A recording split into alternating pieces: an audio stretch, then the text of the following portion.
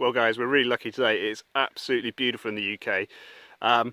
Very beautiful, and I did want to take the Jeep to a show, but unfortunately, after I've been driving it around a bit, I've come across another problem with it, which we're going to go into in a minute. But otherwise, overall, after the transmission rebuild, as we said in the other video, the transmission is running really nicely actually. It's bedding in now, it's getting a bit more quiet. Already, it's only done a couple of tens of miles, so you know, it hasn't taken very long at all. But it's starting to sound much quieter, changing really nicely, so I'm really pleased with it. But of course, there's always other things to do on the Jeep. So first off, you can see we've got the shovel on there now, that's finally fitted. I wanted an original bracket for it, but unfortunately I couldn't find one, so it's just got a reproduction one on there which will get painted, but that's looking pretty smart.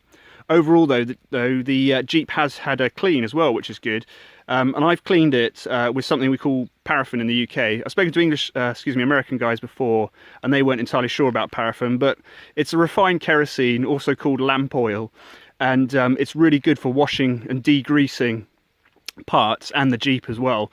So I gave the Jeep a wash, a normal wash with water, and then I've been over it, painted it with paraffin. As you can see, it's got blotchy bits on it because the paraffin takes a while to dry up.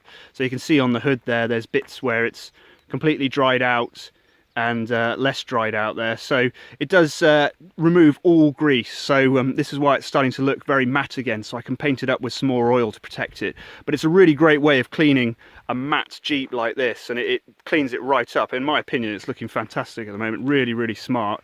And all that was just painting it with a bit of paraffin.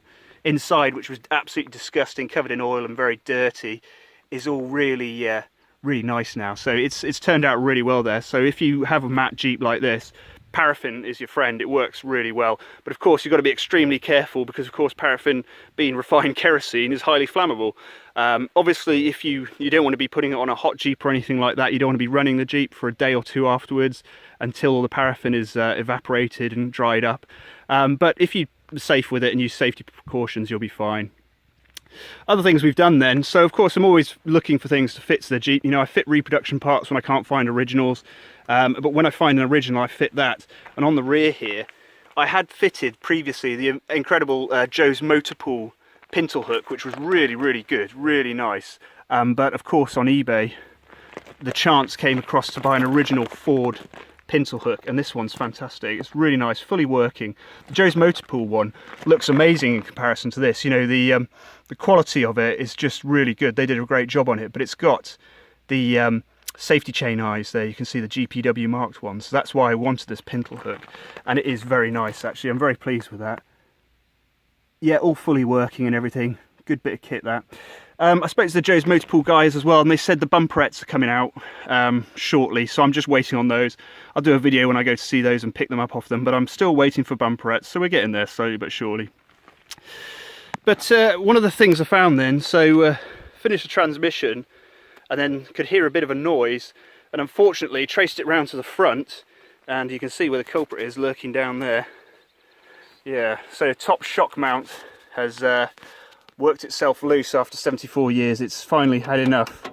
So it was the shock strut was bouncing about on there, unfortunately. So let's lift it up then. So what I think has happened then is at the front rivet has failed. Let's get in here. What can we see? There it is. The front rivet has failed, which has split the weld at the rear of the shock mount.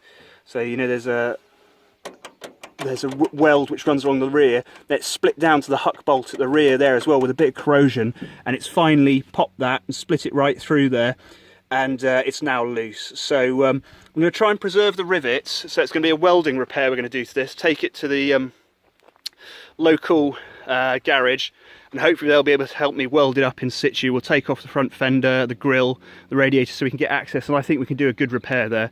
It's only a shock strut, it's not a safety critical part, it's not, if it breaks it doesn't actually really matter.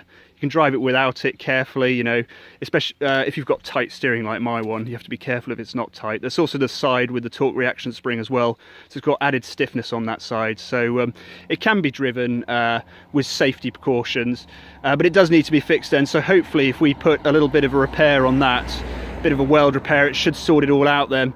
The other issue I've had as well is the distributor. I kept the rotor and cap on it as the original ones, and I thought, well, we'll see how we get on with those, but unfortunately the rotor is too worn. Today I put a bit of carbon graphite grease in the central contact of the distributor, and it's made a real difference to how it's running. It was, you know, I was talking in other videos about it needing a tune-up. Well, it appears to be the distributor which needs the work, and I think the major issue is the rotor. It's got play in it.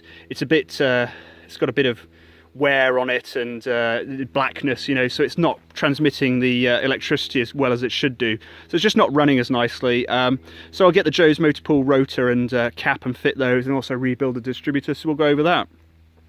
But overall, guys, that's it for the moment. So more work to be doing as normal. The Jeep's got a lot of shows and things it needs to go to this year, so it's good that we're getting all these bits sorted out before I need it properly.